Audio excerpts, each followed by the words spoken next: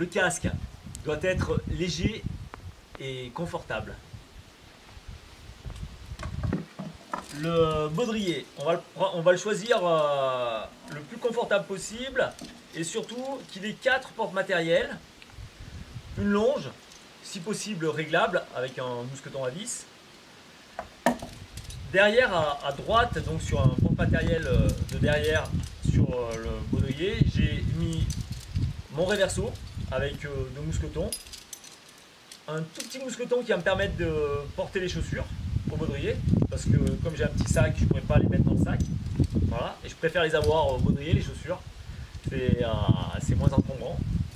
Ensuite, la micro-traction, ça c'est pour aider mon second s'il a des petits soucis.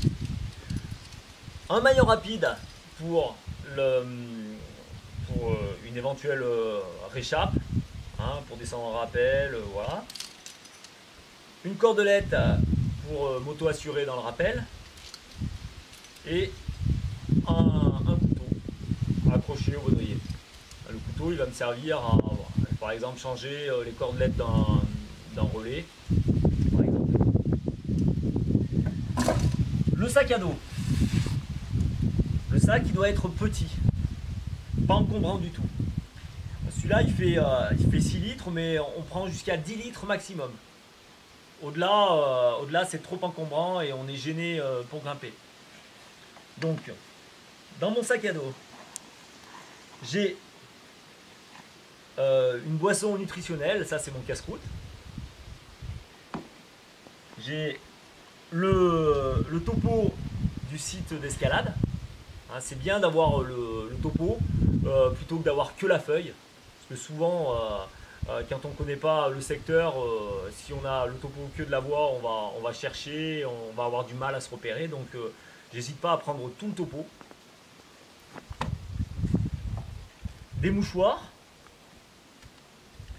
Une lampe frontale. C'est bien pratique. Une cagoule.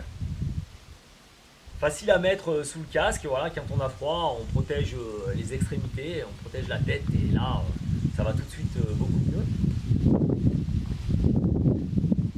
Une petite pharmacie avec quelques bandes, des ciseaux, un peu de désinfectant, une pince, voilà, une petite couverture de survie.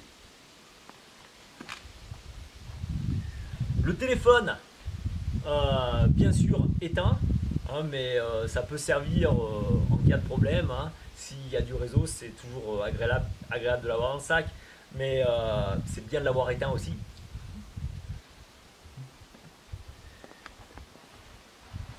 J'ai un coupe-vent indispensable et ma pipette.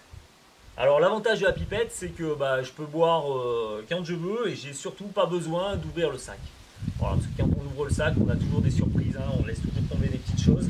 Donc l'avantage de la pipette, c'est qu'on boit quand on veut et c'est bien pratique. Voilà, tout ça, ça tient dans ce petit sac.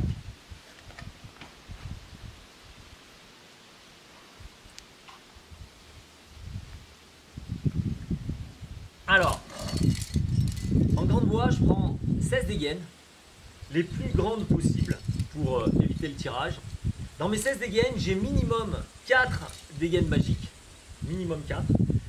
Si vous ne connaissez pas la dégaine magique, je vous conseille d'aller voir la petite vidéo qui présente la dégaine magique.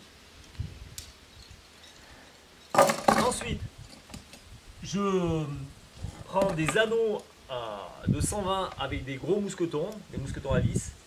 2 anneaux de 120, ça c'est pour la mise en place de mes relais.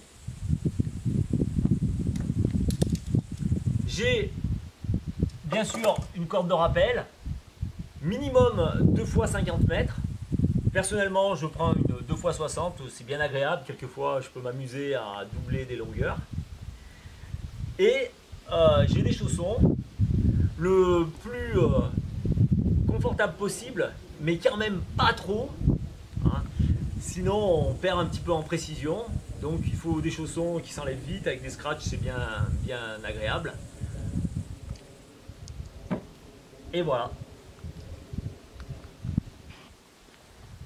Je viens de vous présenter le matériel à la panoplie pour partir en grande voie. À cela on peut rajouter des coinceurs, des pitons à marteau, mais cela sera précisé dans le topo. Je pense que j'ai rien oublié. Ah, si, pourquoi pas prendre un guide.